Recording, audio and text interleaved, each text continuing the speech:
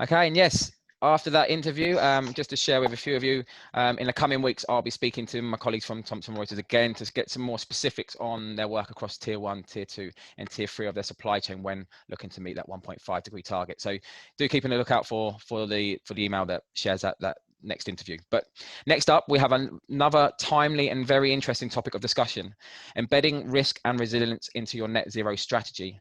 I'm pleased to be joined by Sharan Burrow, the General Secretary of the International Trade Union Confederation, Caroline Ashley, Global Director, System Change Programs at Forum for the Future, and Richard Howitt, Senior Associate at Frank Bold and former CEO of IIRC.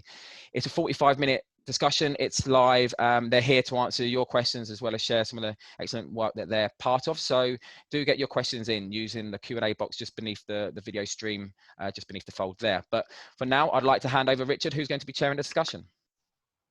Thanks very much, Liam. Good morning and good day to everyone around the world. We're going to be discussing in the next 45 minutes building risk and resilience into our strategies, and we've got two excellent speakers to join us on the panel. Everyone knows that climate change has shot to the top of the World Economic Forum Global Risk Survey each year. Now we've got COVID come along, and the OECD says that business failures will increase threefold just in the course of this year. And yet we look back and epidemic preparedness was being discussed. It was being discussed in conferences like this, in papers, but ultimately companies didn't make the provisions in advance for their employees, for their distribution networks, for their supply chains. And all of us, most of all businesses themselves, are suffering as a consequence. And yet climate change, social breakdown, mass refugee movements, new sources of insecurity and conflict, these are all diseases of and in our world. And how can we as companies therefore protect and predict the next crisis that will bring systemic disruption to companies and to markets?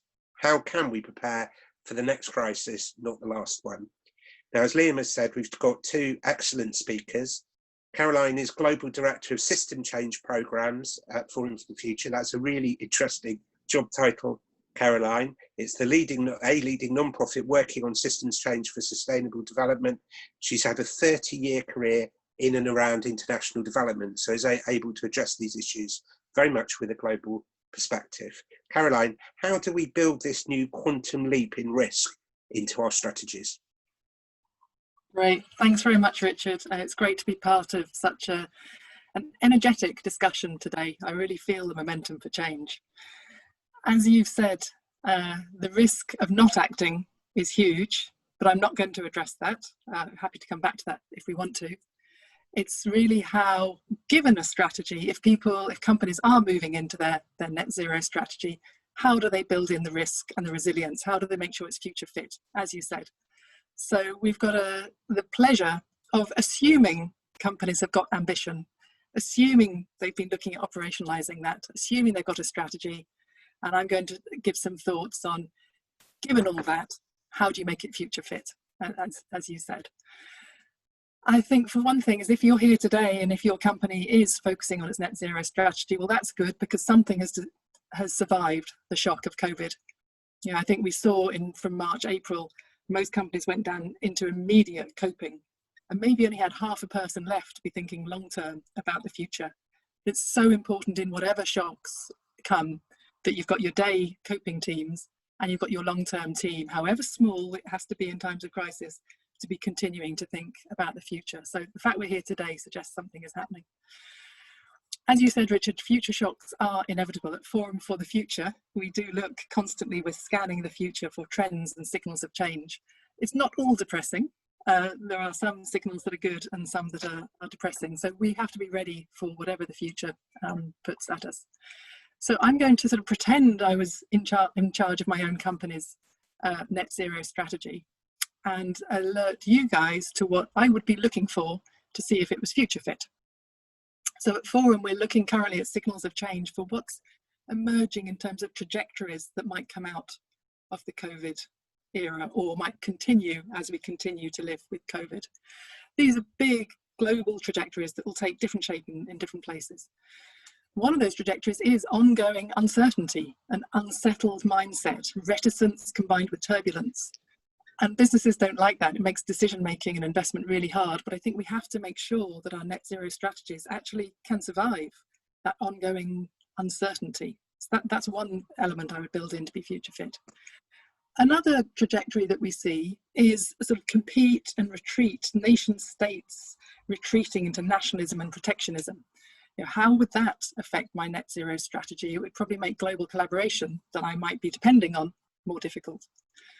A third trajectory we're seeing emerging, we're seeing signals of this change, is tech-enabled discipline, where tech enables both states and companies to have more power. Privacy takes a backseat. Power for good and for ill. That clearly has a lot of implications for how you achieve net zero. And the fourth trajectory we're seeing signals of is actually seizing this moment for real change. We've heard a few speakers say this already today, leading to a transform trajectory where both planetary health and human well-being suddenly become the real goal of growth rather than in service to growth, which would mean it's not just a race to net zero, but it's a whole rush where everyone gets on board. And that would have implications for where my company was going. So if I'm trying to make my net zero strategy future fit, I'm thinking about all these trajectories and how I will adapt to all of them. I want to bring it down a level of detail to the actual scenarios of how we might achieve net zero. And Forum for the Future did this work in depth with Adita Burrow Group. It's actually started a couple of years ago, where we looked at different scenarios for how the world might stay within 2 degrees. How do we get there? Because how we get there will affect whether my company's strategy is resilient. So again, I've got 4 scenarios. These ones are actual scenarios, sort of alternative futures. What I was talking about just now were more directions or trajectories. So one way we might stay within 2 degrees is efficiency first. Tech-enabled carbon prices, very much carbon prices keeping us on track. We heard this morning how Schneider Electric are already running new plans for factories, products, CapEx, M&A through shadow carbon pricing or dummy carbon pricing, I think you said. Yeah, that's a great way to test whether my net zero strategy is going to be resilient to that kind of scenario. Another way we might get there is through nation states seeing climate change as an issue of national security and enforcing it. It's a new protectionism. So this resonates with what I call the compete and retreat trajectory. Companies would have to play to national concerns to make sure they're meeting those nationally imposed requirements. And again, they would have to make progress despite the ongoing lack of multilateral collaboration, cooperation, and governance. I think that's a really big challenge because a lot of companies are hoping for that multilateral coordination to help us all get there. A third way we might stay within 2 degrees is that shift, that transformation of service, where the mainstreaming of access rather than ownership has happened, and it's individuals, their carbon budgets, that attract and are traded. That's another way we might reach this staying within 2 degrees. Now in this scenario, information, data, human-centered design, and individual consumer or worker mindsets is critical. So again, my net carbon strategy would have to be centered around the human in this case. And the final scenario we've looked at is this one, which is redefining progress. And this relates to our transform trajectory as I talked about it, where we have a highly localized but connected world where priorities have shifted from growth to healthy growth. Now this scenario plays the change purpose of business that we've already heard about this morning from Nigel Topping, and probably nature-based solutions would be more important in this, and the concept of just transition would be very important in this scenario if this is how we get there. So if I'm making my net zero strategy future fit, I'm going to be thinking not just we need to get there, but which way we need to get there, and can my net zero strategy adapt to each of these?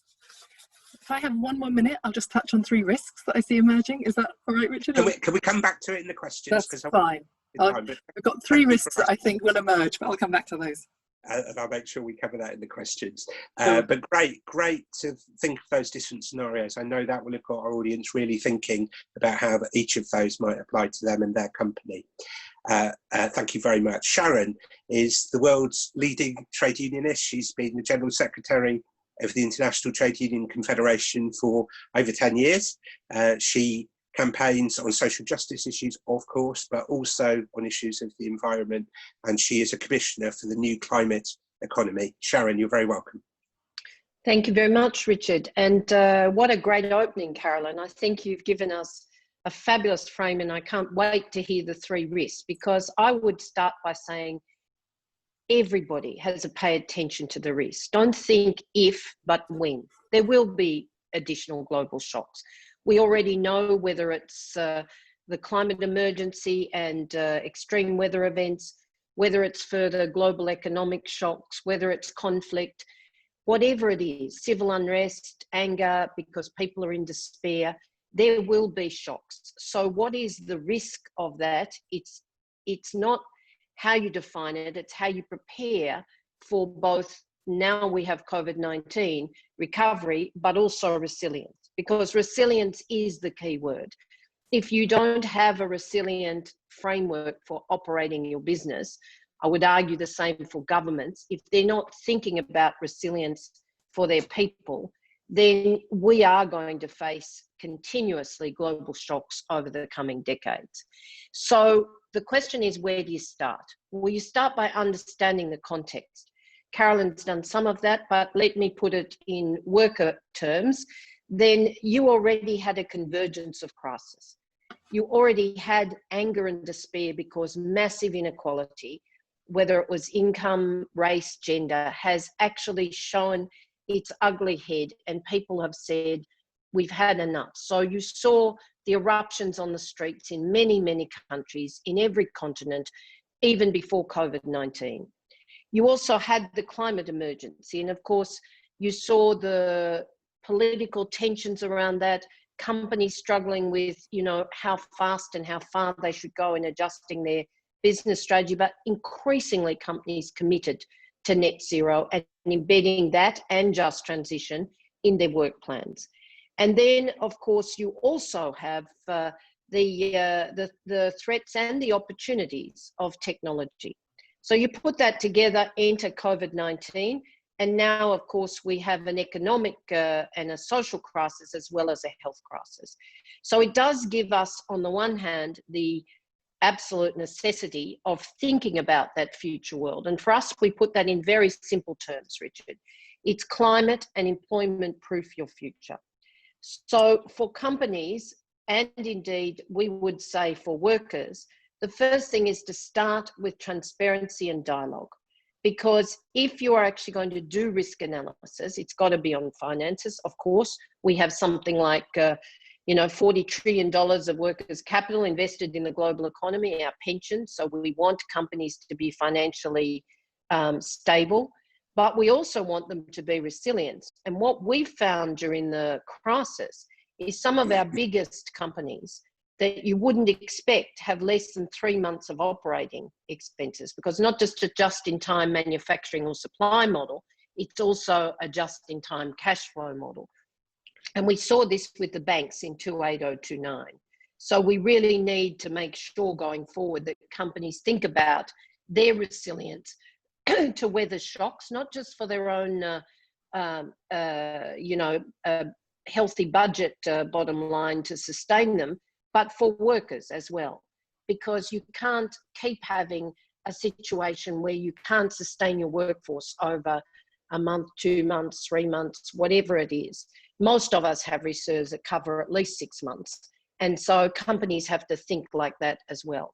But for us, it's also about what will be the employment risks and how do you mitigate against those. Some of it will be having cash reserves to carry your workforce, to invest in skills in a a downturn or a shock environment.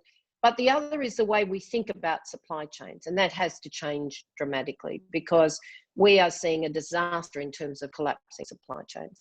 On the net zero front, though, if companies aren't ahead of the game, they themselves will face shocks because there are countries and companies moving now in the heavy industry world to net zero. And so if you have to invest, and we do, in industry policy, that may take some subsidies, innovation support, etc., to get to price points, then you're going to have border adjustment mechanisms. You want to trade in and outside Europe, I would suggest, in the coming 5 years, then you will have to be at the pinnacle of that. So we say risk has to cover not just, in fact, financial risk.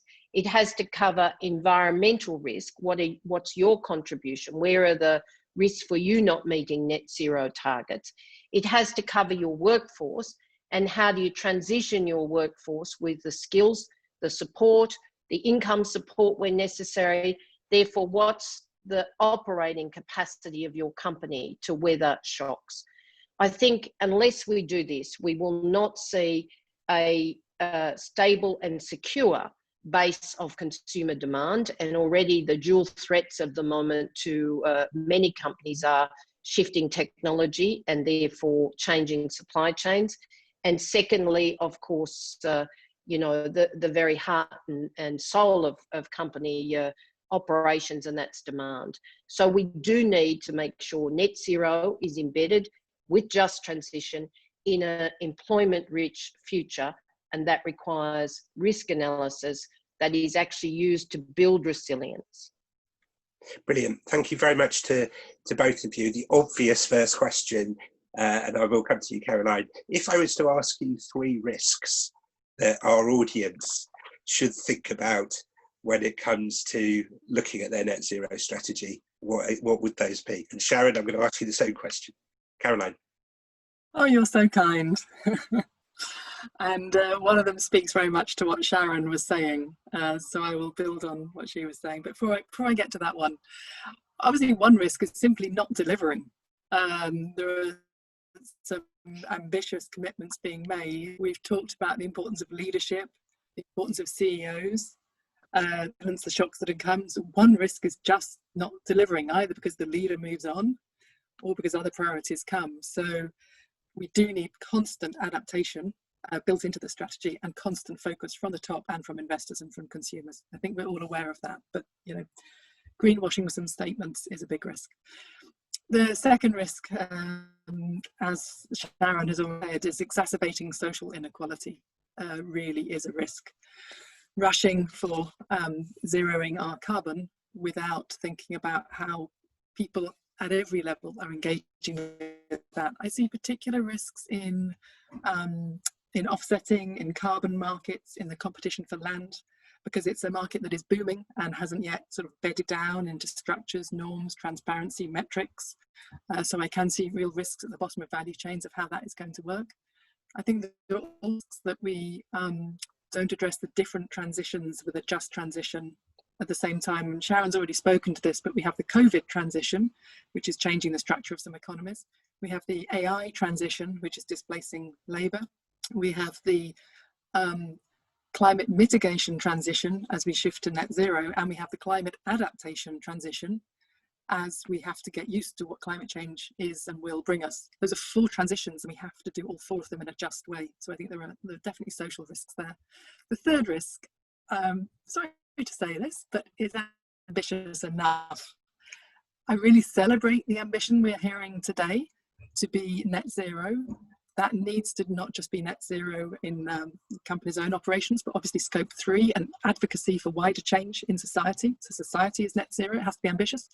Beyond net zero, we need to be net positive, putting carbon back in. And beyond net positive, we need to shift to a regenerative economy. So there is ongoing ambition. Every year we need to be increasing that ambition. That's the risk of just thinking enough is enough when it isn't for what we need. Thanks, Sharon. Same question. Well, actually, reasonably close. I would say the failure to take responsibility. That's a huge risk.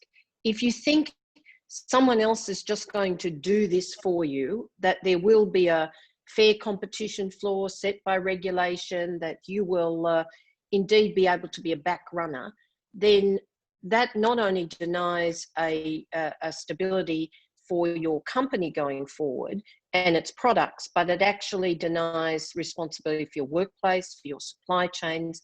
And indeed, we are really pleased to see not just that there's got a potential from a people point of view for the UN Treaty on Business and Human Rights, but that the EU will mandate due diligence. Because if you're going to do financial risk analysis, then you have to take responsibility for the other areas of analysis that Carolyn eloquently touched on. So the workforce, the community, your impact in terms of the way you operate as a company, and of course for climate. So we must actually see companies take greater responsibility. And with that brings a responsibility for greater transparency. So the failure of listening to the workforce, looking out for what the workforce requires by way of just transition for us is everything.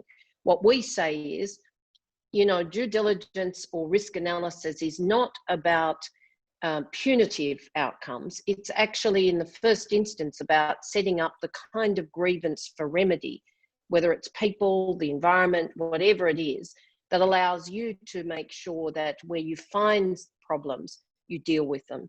So the risk of not thinking through both with and for your workforce a just transition and engaging in the dialogue that will make that possible with the transparency. But the third one is, I would just go a little different and say, I think corruption. I think we're going to see huge gap that is a risk of corruption. It could be because of the nature of failure of national governance or global governance, but we're already seeing, sadly, you know, with the growing monopoly of tech companies, a level of systemic corruption, if you like, but, you know, almost market gangsterism that we have to have a regulatory framework for. So I do think that corruption on a whole range of fronts is a risk for companies that will continue to dog us into the future unless it's dealt with, again, transparently, upfront, and by regulation. Thanks very much. Now, over your left shoulder, you've got the poster, lovely poster about climate and employment proofing. And Caroline, first, I think for the future, you're looking at all of those risks and how they're interconnected, as you've explained. But I think many people think of it as being founded on the environmental cause. And of course, we're in a conference which is about net zero future. People are listening and watching because of the environmental dimension. How do you, in your work, and how would you advise everyone watching, link together that social dimension with the environmental dimension with the new impetus that we have behind net zero? It's a really good question, because I do hear people say, we've only got 10 years to save the planet. And actually all the money that's being spent in adaptation to COVID is being spent in the next 18 months. So the next 18 months will affect the next 10 years, which will determine the next century. So saving the planet, climate change has got to be our priority. And I really get that argument. And yeah, that's part of why I joined Forum for the Future. But I don't think that means we can do it without people. I'm going to divert, but it is relevant. When COVID crisis started hitting me, I'm living in London, back around March, I look back at some of the lessons from Ebola, where there was, you know, a success story. A lot of people died, but there was a success story in dealing with Ebola. And what were the lessons that organisations were putting out? It was about how they worked with communities. And when they were trying to do it from a sort of tech health point of view, they didn't manage to control Ebola. Misinformation was a big problem. It was about engaging communities in the journey, and all the people who are engaged in the field in the Ebola work will tell you that it was that engagement with people that led to eventual success, okay, qualified success, but that was the thing. And now here I am in the UK today, and I'm beginning to see messages coming through on Twitter and the like about, oh, we need to be working with people, otherwise we're going to get this wrong, otherwise we're going to have a second uptick. And it's really true. We cannot do the same thing in decarbonisation as with a virus. It's about people. So there's a real instrumental reason for doing it with people, with communities, with workers. There's also just a plain moral reason. It's all very well to say, oh, we're going to save the planet on behalf of everyone, and then let levels of inequality, which are shocking, get even worse. So there's both an instrumental and a moral reason for doing both. And Forum is very strong that we have to deal with these together, because that's what a systemic view is. It's not saying you can compartmentalize the planet and the people. We have to take a system view and actually change the system and the goals of the system so we can all achieve something better. Thank you. Sharan, you're obviously campaigning on this, but your members, your activists, when they're going into companies and saying they want this, what sorts of things are they saying? So, of course, they're anxious about their employment for the future, but they're also anxious about the climate.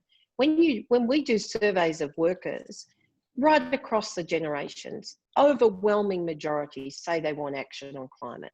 Yes, they want action on social protection and they want action on jobs, but they want action on climate. So we see it very much, Richard, integrated, hence Kapow, climate and employment proof our future.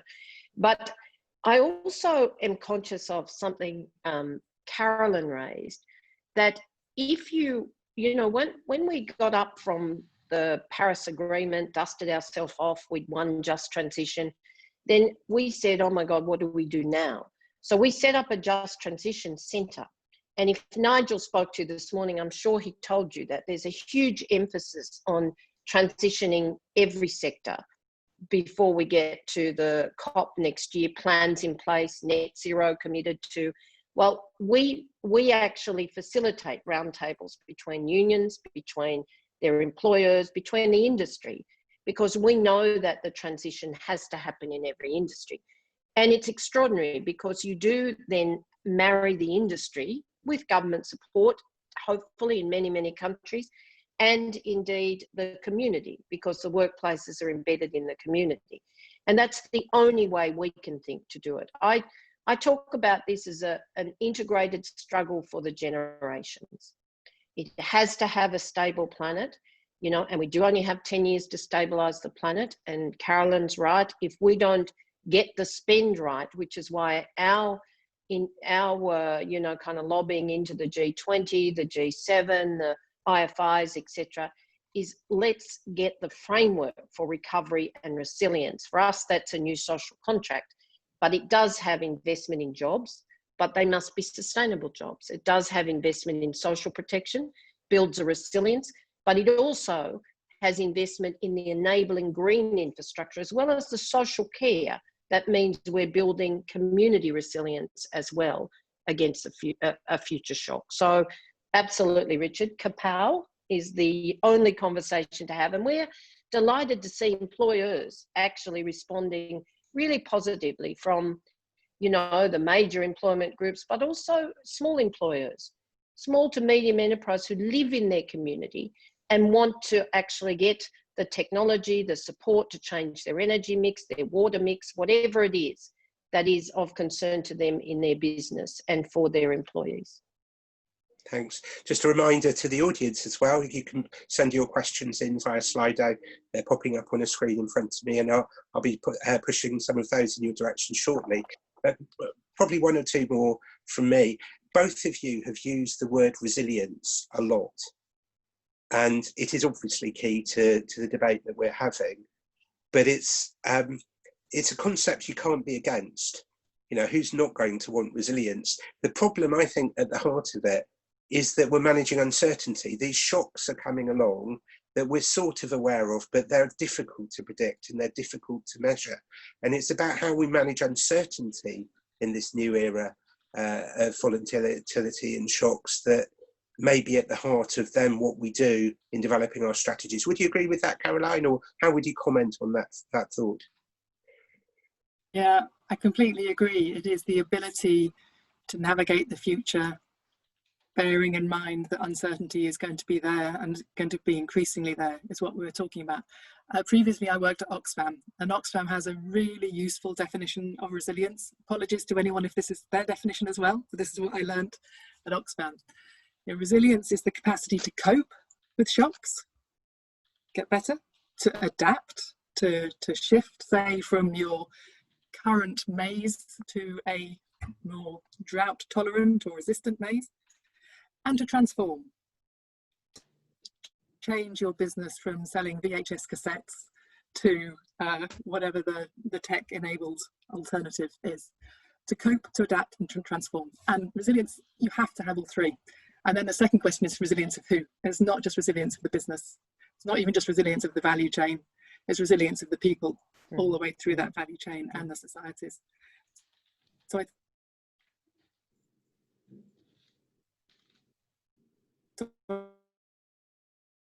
think, Caroline, you've just frozen on my screen, and I can see that that's not the case with Sharan. So you'll be back with us shortly. But I do think that three elements and the different levels. Thanks. Apologies for the slight interruption in the line there. I don't think, by the way, Oxfam will mind at all if we share their definition. No, and it's a pretty good definition, Richard. Sharan, uncertainty. Well, what's your advice I would say how we build that in? It's not even about predicting or mapping the future, although, you know, you have to have some scenarios. I agree with Carolyn on that. But it's learning from the past.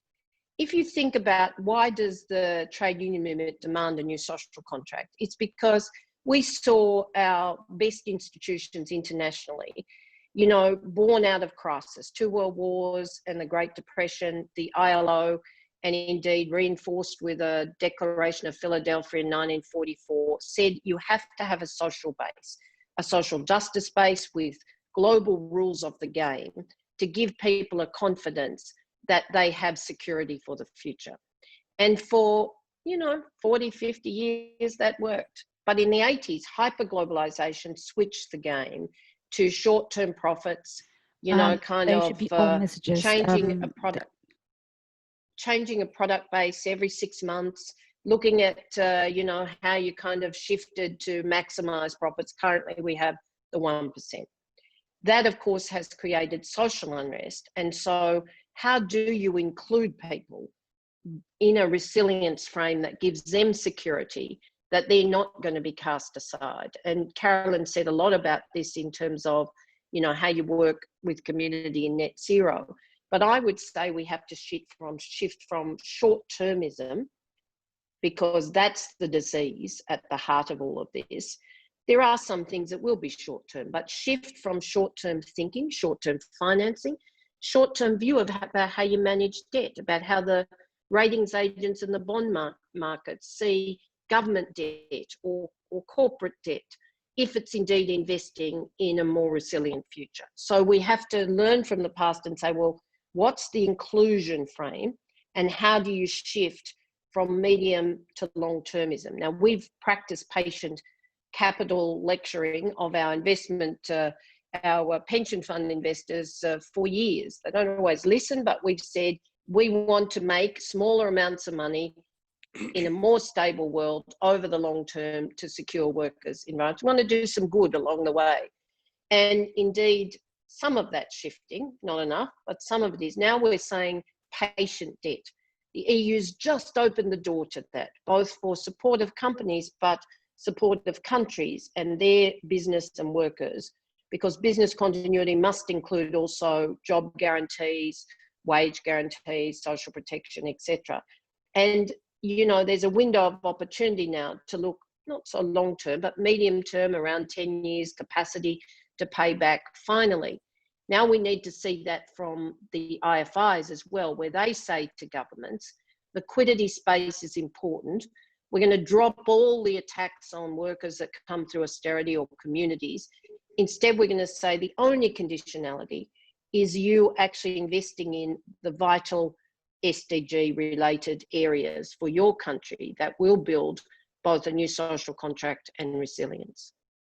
Great, thank you. Let's pick up on that theme of investment in the first of our questions from Slido. Fairly quick answers will help us get through more. Adrian Brown says, is it risk analysis by ESG investors and by investors increasingly adopting ESG criteria in their risk analysis, is that going to be a real driver in this change? Now we've got another session on that in the conference, but do you think that is a key driver, Caroline? I think it's half of it. I think the importance of ESG is growing, and there is a real fear of stranded assets. So I think ESG will drive investment away from the fossil fuel economy. That's great. I think there's another half, which is doing what Sharan just said, which is driving investment into businesses that have got that long-term perspective and that long-term return. We're looking at regenerative agriculture, which has transition costs of making that transition, but long-term gain. ESG alone won't drive investment into things like regenerative agriculture. You need a more long-term focused investment to get the other half. Sharan. Well, I totally agree with that. And I'd simply say in a sentence that ESG is necessary but not sufficient. You have to marry it with corporate responsibility that goes to due diligence, that recognises that they will find, you know, mistakes, whether it's human rights, environmental impact, whatever it is, and be able to effect remedy. And there are companies already working with unions, you know, Unilever, Danone, looking at how they actually assess together where the risk analysis takes them and what they do about it and how they monitor together clean supply chains. Now that kind of partnership's in its infancy, but it shows, you know, great opportunity. And you can regulate for requiring due diligence. You can't regulate for that kind of responsibility. And that's what we want to see ESG become, a real assessment of risk and a commitment to remedy it. And then they'll have many supporters from the environment movement, from ourselves and others. As Caroline, you talked about regenerative economics. There is this difference between net zero, we're all here to talk about, and net positive. We need to build back the ecosystems on our planet. I know you've got a difference of view between you, so I think that would be interesting for the audience to hear. Caroline, net zero, net positive, which one and why? Well, there's a few different things there. I'll try to just focus on a couple. There's the carbon issue, the more scientific issue of we need to be net positive, putting carbon back in to compensate not only for overshoot, but for, I think we've already talked this morning about going over our planetary boundaries. So there's an element, and this is built into some of the IPCC work, obviously, that we've got to manage our overshoot. But then there's also a much bigger issue about the mentality of putting more back than we take out. You know, not only leave only footprints and take only memories, but actually regenerating in a creative way, not a going back to the future, but a generating for the future stronger ecosystems and stronger societies and more just societies. And that's where you get into this mindset about being net positive or regenerative. So there's a measurement and there's a mindset. Sharan. Actually, I think we're closer. I think that net zero has to be the focus right now, because already we've still got people fearful of that. They can't be, we have to get there. But I also think that as you get that trajectory, it's like anything, it will actually occur. And in terms of repair of ecosystems, and, you know, there are huge numbers of jobs in it, whether it's in agriculture or tourism or nature-based solutions, or more broadly, or indeed in simply retrofitting our houses and businesses and other things. There are millions of jobs. So we're in, because that will get us not just to net zero, we hope, but ultimately to a different mindset. But I think the big opportunity is the circular economy, because that's where the mindset really changes. And there are young entrepreneurs who you hear say, to the shock of others in the room, if you can't reuse it or redeploy it, don't use the material in the first place. And people go, whoa, how do you do that? Because, you know, that is the shift in a way. But then there are companies beyond cities where we see the great hope for circular economies. Nations too, but cities, I think, are the great hope for a lot of this, including jobs and supply and demand and rebuilding our economies for a much different model, because they are located for communities. But there's also businesses, you know, if I can just sing out for a company in India, Damia, one of the dirtiest industry areas, cement. They're not just cleaning up their process emissions. They're not just looking at what replaces high intensity heat. They've already done most of that, and hydrogen might get them the rest of the way. But they're not waiting for that. They're actually taking carbon and heat out and experimenting with a circular company itself. So looking at organic fertilizers, at carbon rods, which they say can be as strong as steel. I'm not an expert on the technology, but the fact that companies are thinking like this, that's the future. And where they're engaged as that one is in looking after its workforce and developing skills to make this possible, then that's a huge part of the answer. Great. 1 minute each for your last answer, I'm afraid. And I'm going to ask you, what is the next big shock? What is the next big shock? And tell us why you think that. Caroline. Difficult one. I think it is social. I think the level of inequality and poverty that's come from COVID, the increased awareness of structural inequality, institutionalized inequality. Yeah, I think it is social unrest. Doesn't seem quite the right word, but where that goes, I don't know. I totally agree with that. Born of despair, the social, anxiety, unless we get a recovery plan that people see hope in. But Richard, that will lead to an even greater breakdown in our democracies. And I think that's the most frightening thing of all. Okay, well, those are telling words for all of us. I think at conferences like this, we're supposed to infuse people and encourage them and motivate them and send them away with the blood running around their bodies with optimism and all of the rest of it. And I think that was quite a sober note on which we're closing this session. But I think we've had a very rich set of contributions, Caroline and Sharan. I can't thank you enough. And I think in terms of what resilience really means, and in terms of how we link this new impetus to net zero to the social dimension, and the challenge that you've both given us in those last answers, that social breakdown actually is the next big shock. And we have to think very carefully now about that and not wait for it to happen. I think it's been a really tremendous session. Thank you to both of our speakers. Thank you to everyone who has given their questions to us online. I'll be moderating the next panel, so I'll be seeing many of you later.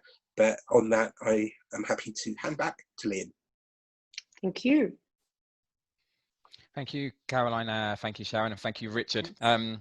Yes, very, very infusing and very informative discussion, and I'm sure there's a number of key takeaways and points for our listeners to take on board. And as rightfully pointed out, there's very much connectivity between the societal challenges and risks as well as the environmental challenges and risks that we see. So great that they were touched upon, and yeah, definitely points to ponder. But unfortunately, yes, that's all the time we have. Richard, I'll see you again shortly. But before that, we have a